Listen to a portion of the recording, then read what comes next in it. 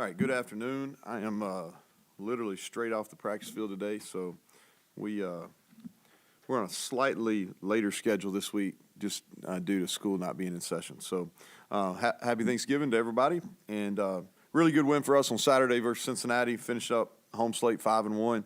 I thought we controlled the game on both line of scrimmages. I thought that's where we won it. Really happy for all those guys that walked on Saturday, played their final home game. Glad they got to finish with a win. I'll kind of recap the game.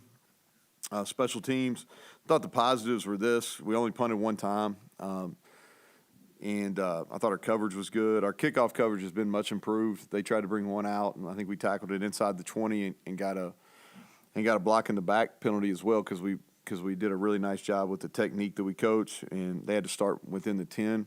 Our field goal protection was good. Field goal block, we got really good push. Thought we should have blocked one.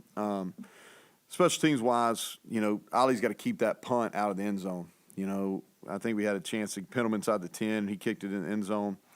And then our punt return group's got to do a better job giving Preston some space. We did a much better job of that early in the year. Not good enough on Saturday. Defensively, I think the positives, fast start, 4 punts to start the game.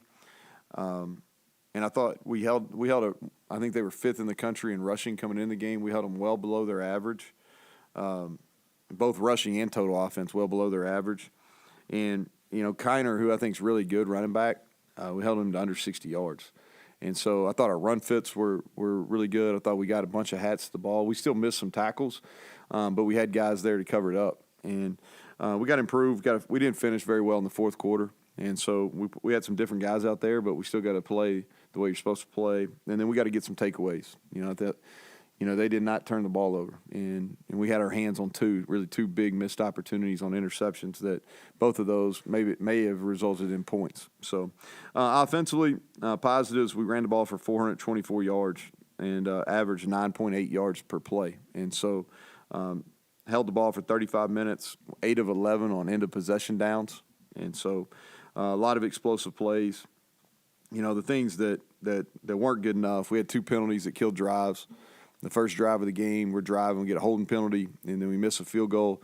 Second one, we get a tripping call, which was the right call on Jaheim, and then we throw an interception that the ball should have never been thrown. And so we got to clean up those things. But finishing up Cincinnati, players of the week, offensive lineman of the week. There's a guy that was really challenged all week.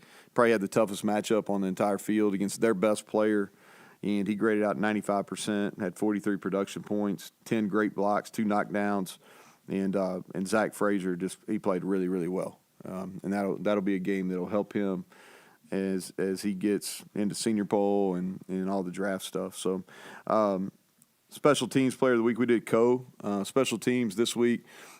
We really didn't do anything that would necessarily change the game, but we didn't do anything to hurt us. But 2 guys that over the course of the last few weeks have done a nice job. First one is Day Hawkins. He's really disruptive on our punt block team in the middle, and then he's on our kickoff team. He's 270-some pounds running down on kickoff and does a nice job there. And then E.J. Horton, who's been a gunner on our punt team, and running down on kickoff. He's first one down on kickoff, first one down on punt, doing a really nice job in those coverage areas. Our defensive player of the week, playing his last home game, Lee Koba had 10 tackles, a sack, a quarterback hurry, and really played a great fundamental game, his best fundamental game that he's had.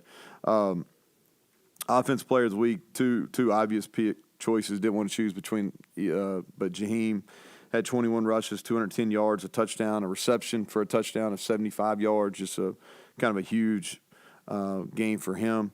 And that's been coming. He's been really productive here in the last month of the season, month and a half, I should say. Then Garrett with a bounce back, 11 rushes, 154 yards, 3 touchdowns, 12 of 19 passing for 210 and a touchdown. So big, really big bounce back game for him. I was happy for him.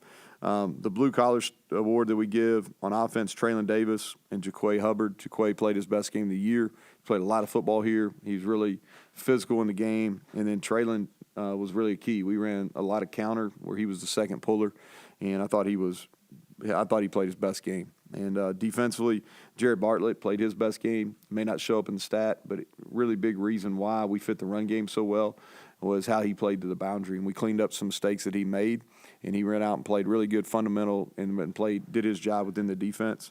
And then Ben Cutter played well. Only had 4 tackles on the day, but did a nice job spilling the football, getting it back to other people. And so our scout team players, C.J. Cole on offense, who starts on 2 special teams for us, turned into a really good special teams player. On scout defense player Corey McIntyre, who played in the game, really should have had a sack. But he's coming along. He's going to be a really good player here. I'm glad we get to redshirt him, but he's going to be a really good player. And then our scout special teams player is Teran Fitzpatrick, who's from George Washington down Charleston. And so he did a nice job. And then our Juice Award, our Energy Award, Grayson Malashevich, who's battled back from a couple injuries and back on our punt return team starting, but he had great energy in the game. So that's kind of a wrap-up on Cincinnati. Moving on to Baylor. I tell our guys, if you want to be a pro, this is the week where you're kind of in training. There's no class in session. It's just kind of football, and I guess the secondary piece would be food. But it's all football. And so we're going to go to Baylor. It's a tough place to play. We haven't had a lot of success there as a program. And a lot of respect for Dave Aranda. I think as a person, as a head coach, and as a defensive mind, a lot of respect for him. If you look at him from a special teams standpoint, first thing is their special teams analyst was here with us for 2 years, Tyler Hancock, and they're really good on punt. They've done a nice job of covering. Their kickoff returns have had several explosives. They mix up the returners. And then their punt return's been the real bright spot for them. And they've got one of the receivers, number 34, Josh Cameron, and he's a big kid, man. He's 6'1", 215, 220 pounds, so bigger than your normal punt returner, but he's doing a really nice job, and he's had multiple explosive returns. And then they've ran a lot of fakes, field goal fake, punt fake. They've tried an onside kick. I mean, they've done a bunch of different things here in the last few weeks, so we've got to be aware. Offensively, Coach Grimes does a really good job. They're unique in our league. Probably them and Iowa State are the most similar, but a lot of 12 personnel. They even get into some 13 personnel with 3 tight ends.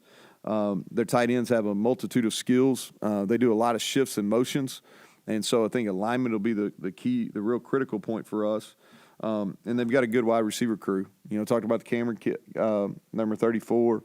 Monterey Baldwin can really run. He had a big game against us last year as a true freshman. I mean, he's fast. And then the guy that's really came on is Jackson, number 11, and probably been their most consistent.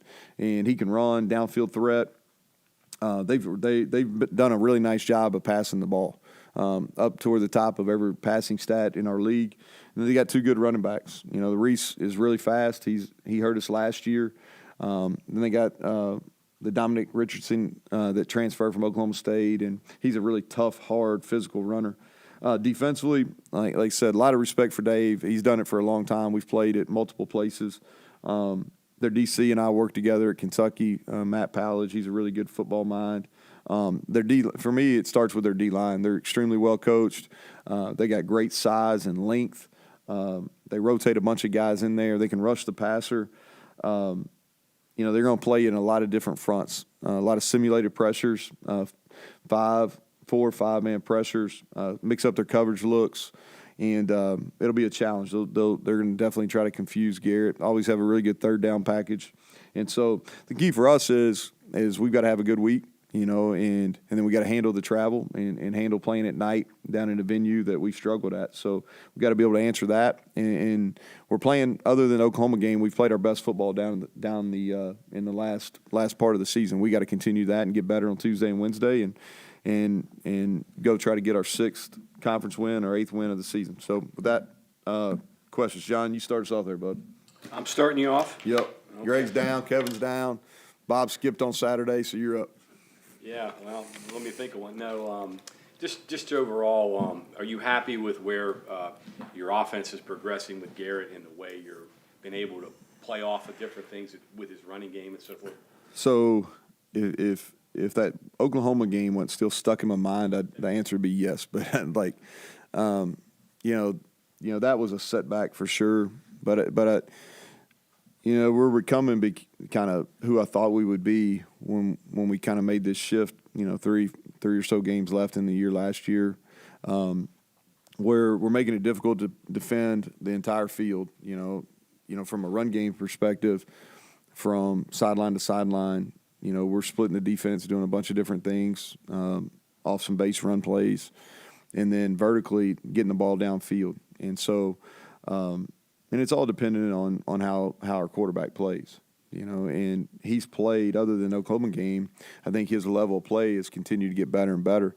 And other than one real boneheaded throw the other day, he's taking care of the football. And so, I think there's things we can continue to get better at, but I like kind of where we're heading offensively.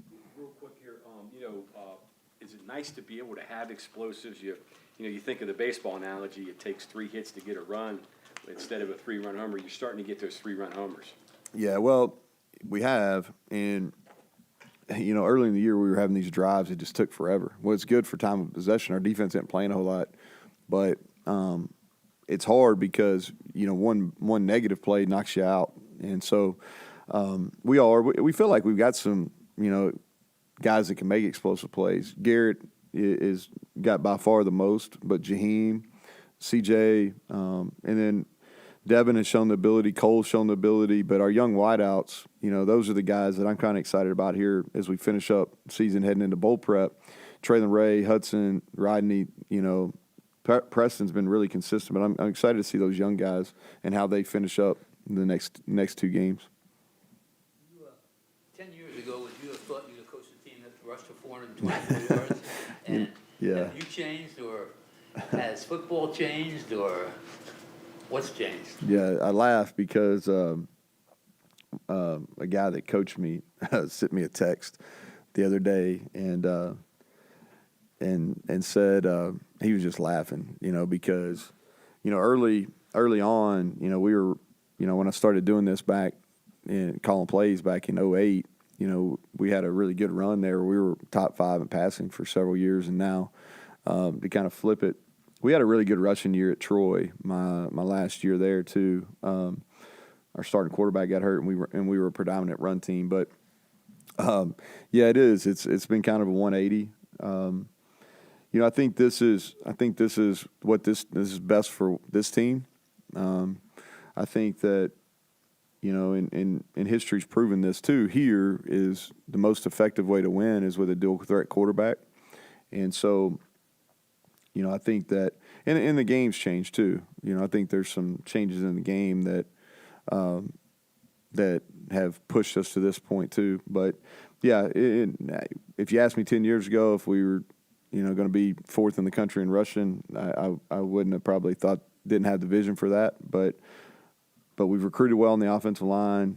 Our quarterback is a game changer, and we've got multiple running backs that can play, and our tight ends have done a nice job. So, I think the pieces we have in place right now is we're utilizing them in the best way. To Bob's point, though, it matches the climate that you could encounter here too, right? Yeah, it's I think the climate is a factor. I think that taking advantage of the people that are drivable from a recruiting standpoint too. I think that's a factor as well. You mentioned it. Is it just coincidence that the really good West Virginia quarterbacks, Major, Pat, are dual threat? I mean, Skylar Howard even. Is it just coincidence? Yeah, I don't know. I mean, there's been some good passers too. Some, whether Gino or Bolger or Hostetler. I mean, there's been a little bit of both. But I think that, I think the dual threat. This is to me kind of where I landed on this. Last December is really kind of, if you go back and you look, it gives you a chance. Like, you don't have to be perfect. Sometimes if you have a passing quarterback and you're playing somebody that's more talented than you got to be really perfect, or you got to do some things that are non-traditional as far as rub routes, different ways to protect the passer, things like that. Where if you have a dual threat, you don't have to be as perfect, and so that's kind of where we ended on it. So CJ, we took him out early in the third. He will not practice today. He didn't practice today. He won't practice tomorrow. We'll get him going Wednesday. Use Doug in the same, give them a little bit more time to come back. I think both will end up being ready to go.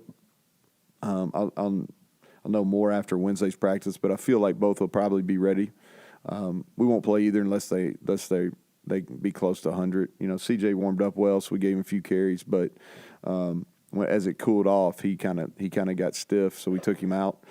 And then defensively, just trying to think, anybody in particular? Those are kind of the two. So Yates came out early in the game. He's going through a protocol. I think, hopefully he'll be back. We'll see how the next 2 days go. You talked a couple weeks ago about the ball hawk rate stat and the aggressiveness and actually leading the country in that, but that it also shows you're missing turnovers. And then that was something you brought up as an issue in this past game despite the win. How would you evaluate that since that stat was put out there? Yeah. And then is there something you can do to try to change that? Or? Well, I think it just goes back to you got to catch the ball, and this is going to be overly simplistic, but two things. And while we're dropping interceptions, we're leaving our feet, which means we're jumping on balls that you don't need to jump for. And when you do that, anytime you leave your feet, your level of vision changes. And so if you're not a natural ball catcher, it makes it even more difficult. And so the other thing is our hands are apart, which is very elementary, but if your hands are apart, you got less chance. And so you got to get, if it's above your waist, you got to get your pointy fingers together. If it's below your waist, you put your pinkies together. And Dax and I work on it pretty standard. And those are really the reasons why we're missing those opportunities. And so has changed? Probably not. We dropped 2. We continue to work ball drills every single day in the secondary. But you got to be able to execute those fundamentals in a game situation. What have you seen out of Shapen? Because I've seen him last year. Yeah, I think the kid's really tough. He's got hit quite a bit this year, and he steps up in the pocket. I thought they dropped some passes in the first half versus TCU, but I thought he was really on. He had a couple balls on post balls that he hit guys in stride.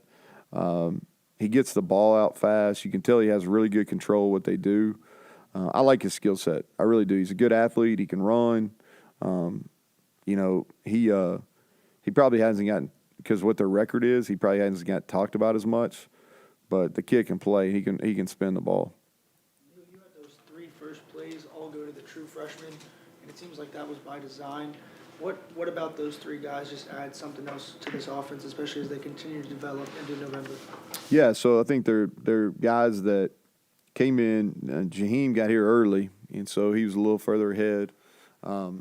They're all 3 really good friends, which is coincidental, but they're all good friends. I think they all got high talent, and they've worked and bought in. And so Rodney is a guy that multiple sport athlete.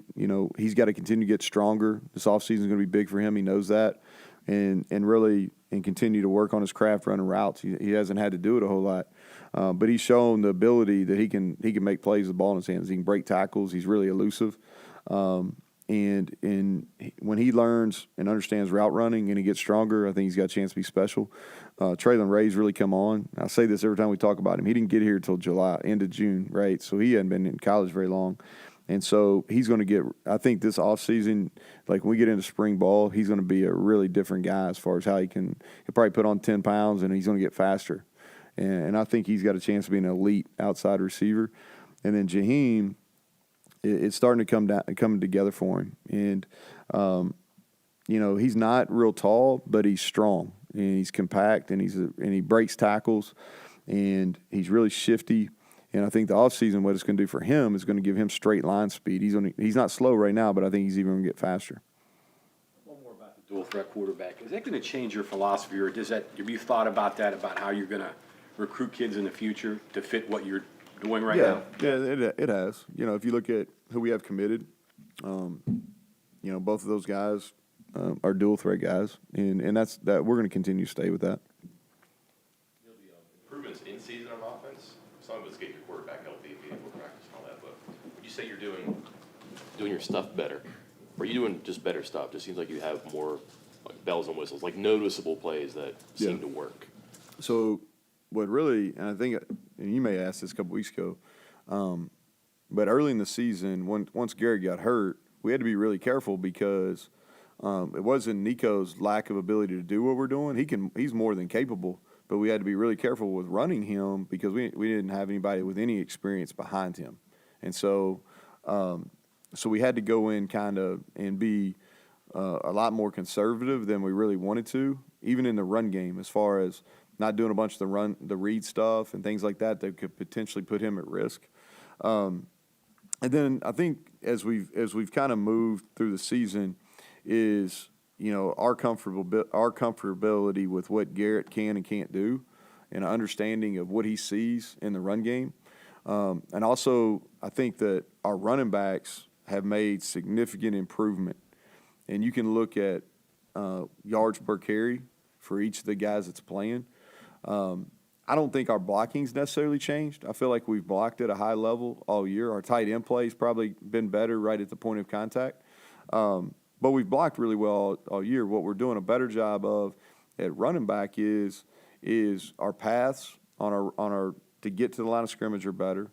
We're doing a better job setting up our blocks, and then we're breaking tackles. And so I think those are probably the two areas at quarterback, just understanding kind of what he does best, and then making sure we have two healthy ones, and then our running backs just improving their play. And then from a game plan perspective, we are doing a little bit more. Again, I think that goes back to Garrett growing and us having a lot more confidence in him. About just putting a lot on his shoulders. When do you feel comfortable doing that? Is it after a period of time? Do you see things consistently? It just seems like a lot to say about someone. Yeah, so really we started like back in the spring, and he's kind of a trial and error guy. Like he's gonna yes sir, yes sir, yes sir, and then he says that, and I'm like we'll see if he really gets that or not. And so you trial and error a little bit in spring, and then you do the same thing kind of in your OTAs in the summer and then in fall camp. Kind of cautious in the Penn State game because I wanted to make sure that he had a level of success because, in that environment versus that defense in the first game of the season could have done some real harm, could have set him back confident level. And then we were getting ready to kind of break wide open and kind of do what we've been doing against Pitt when he got hurt. And I thought, he had kind of he had the Penn State game, had confidence coming out there. He practiced really well for 2 weeks. He threw those deep balls really well versus Duquesne, after the lightning break. And so his confidence was really coming along, and we were getting, and then the injury hit. And then after TCU, once I felt like, okay, he's healthy, he can run, that's kind of when we were like, okay, hey, we're going to go, we're going to win games because of him. Yeah, so I was kind of just going to clarify that his health and ability almost not to say the early season was in any way treated like an NFL preseason, but he needed games under his belt to kind of get that progression. That was what allowed you to be even more aggressive as a play caller? Well, no, I think we wanted to make sure that he had a really good understanding of what we were trying to do. I think that we were careful in the Penn State game because that could have been a real detrimental game to his confidence level because how good they were and in that environment. But he played well. And he missed a couple throws, but he played well. And then he hit those, threw for a bunch of yards versus Duquesne.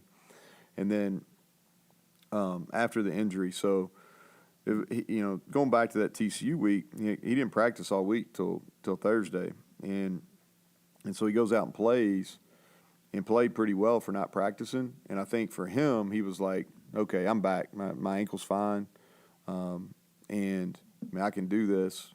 And he made some wild runs and a couple wild throws. Like if you remember that touchdown run he had versus TCU where he just pulled down and scrambled, that was by far like 4 or 5, almost a full 4 miles per hour faster than he'd ran in like 2.5 weeks.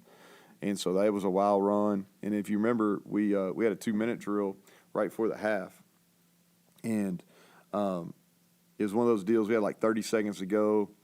and we could have just taken a knee. And I was like, and I told the guys on the headset, I was like, listen, we're gonna go try to score here. Let's see what he's got. And he threw a BB on a dig and set up a field goal. He had a scramble, and then he threw that dig and set up a field goal that we made, but then it was taken away because Malone jumped off sides. But really from that point forward, I was like, okay, all right, he's ready. Let's go do this. Real quick, Penn State game, you went inside and turned the noise up. Do you go inside and turn the heat up this week? Yeah, I haven't looked at the weather yet, John. Like, it's probably going to be warmer there than it is here. But you know, it's we practice inside today just because we're trying to keep them, minimal running. It's easier to kind of manage workloads inside. But if it's going to be warm there, we've done that before. We did that when we went out to Arizona for the bowl game, and we'll do that. This is more an NFL thing, but is this like a trap game scenario for you guys? The team with a bad record, and you don't want to overlook them at the end of the year. Yeah, I'm not sure we need to be overlooking anybody. I think to me it's just about finishing. This is got a singular focus this week. Only game. There's not any school stuff to worry about, and they've really dominated us down there. Not just I think 1-4 as a program down there, and we went down there in rules last year and had a chance to beat them, and they beat us right at the end of the game, and they had a really good team, and then they smoked us down there in 21. And so, we understand it's a tough place to play. You got to stay about an hour away, and so there's some things that we got to handle from a travel standpoint that are a little unique. But for me, it's just for us, we got to continue to play well, and that's what kind of is that Oklahoma game's in my crawl. Not that we lost, but we just didn't play very well. And so for me, it's about playing good football, and that's really what the push is this week, to go play good football. Because this team is driven by either inexperienced or younger players, even though you do have some veterans, do you have to have any conversation about, like, a lot of bowl projections are out there, certainly that you clinched being in something and kind of put that away? Because so really, so what we talk about is really, there's a season for everything, right? There's a season when people are going to worry about NIL, and there's a season where they're going to worry about transferring, and there's a season where they're going to worry about bowl. Well, we're in the season of we have one game a week. We're in the regular season, and we have to have a singular focus on this week and simply playing our best. And, we didn't handle our last road trip very well, and so that's kind of an extra incentive there. But that's all we're talking. We're not getting very carried away with it. Mike, you had a question? Yeah. You only had 12 guys walk. I know that's not like a complete list, but that's a small number, I think. And then I know you said that you weren't sure, but like Zach's one that are there any others that are like you're sure about that they're gone, or is it that wide open? No, I think that, a lot of those guys are expired eligibility that walked. And here's how I handle this, and this is probably simplistic, but this is in a team meeting. I say, if you want, whoever's going to walk for senior day, you'll stay so I can talk to them and see who's going to walk. And then that's how we take who's going to walk. It's not, a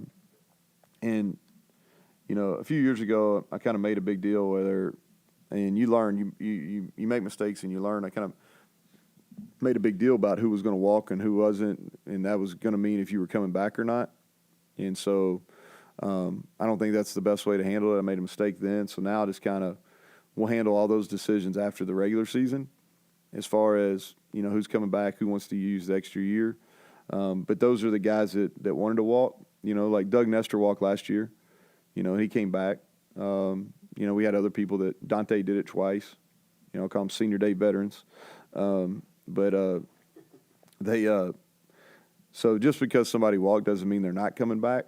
But it just means that, I think that they're kind of thinking through what their future is going to be. I know this goes against the whole singular focus piece here, but when it comes to the transfer portal, what positions are you guys going to be focusing on? Ask me next week.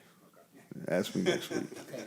That's what, here's you got to remember, like as a coach, I got to be singular focused too. So I've got people that work on those things, and we'll deal with that probably as soon as I get on the plane to come back from Waco. So I won't dodge that question. I won't dodge that next week, but this week I will. All right. Y'all have a good Thanksgiving. Thanks.